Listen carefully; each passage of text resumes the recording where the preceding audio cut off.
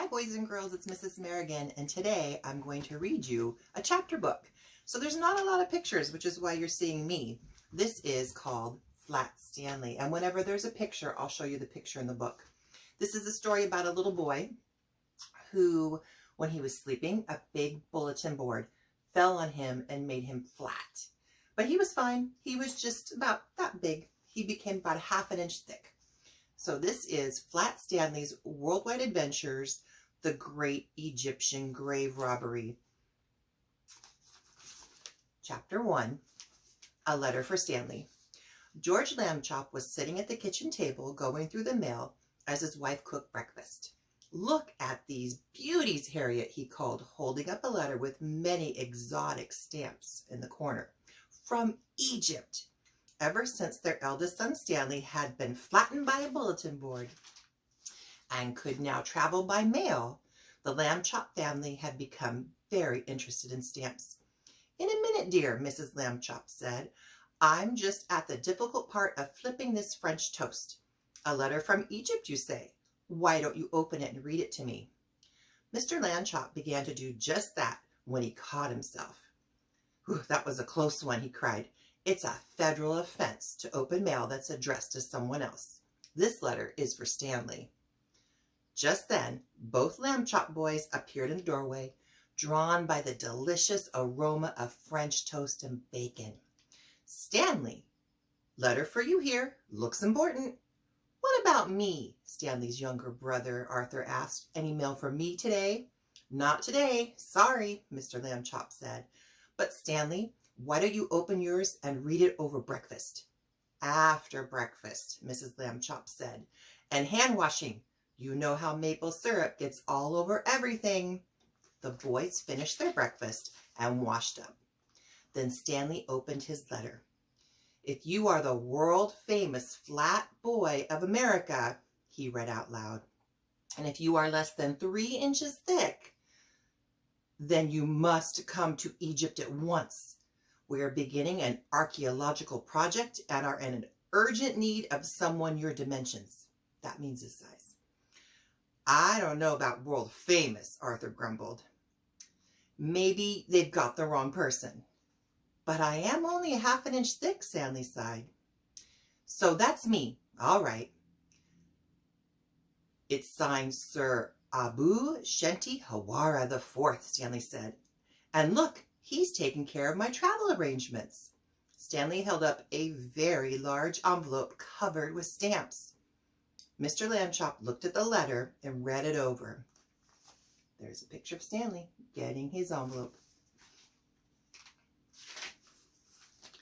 "Well, your mother and I have always encouraged you boys to lend a helping hand when needed," Mr. Lambchop said.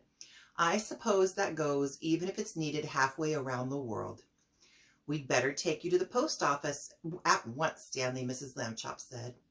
"I will pack the leftover French toast and bacon for you to eat on the way. No maple syrup, of course.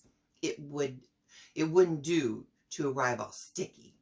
"Something to drink?" Stanley asked. "I think not, dear. Egypt is quite a distance. I'm afraid you won't be near a bathroom for some time. Which reminds me," and she went off to pack a toothbrush, a washcloth for her son's trip. Stanley noticed Arthur seemed glum. Means he was kind of sad. He knew Arthur sometimes found it difficult being the only round brother in the family. "Would you like me to bring you something back from Egypt?" Arthur replied. "If you're going to Egypt, you should bring me back a mummy." "I don't believe they offer those as souvenirs. And besides, it wouldn't fit in the envelope with Stanley," laughed the boy's father. "How about a nice postcard?" Mr. Lambchop said. Arthur folded his hands across his chest. A mummy or nothing. Stanley was very sorry to see his brother looking so grumpy, so he slid himself into the envelope. Chapter 2. It's called Amisi. The journey was very long, much longer than his trip to California. At last he arrived, and just in time. "Let me out, please," he cried. "I'm broiling in here." "Sorry," came an official-sounding voice. "An envelope can only be opened by the person whom it is addressed." Whoever you are, you'll have to wait until you are delivered tomorrow. Just then, Stanley heard another voice, the voice of a young girl. That package is flat, the voice said. Then it came closer. You in there? Do you happen to be Stanley Lambchop of America? I am. But how do you know? Open this package, the girl said to the postmaster. I will take full responsibility. I will hand deliver the contents to its destination. It's an antiquities bazaar right across from my father's office. As soon as the flap was opened, Stanley burst out from the envelope to greet his liberator.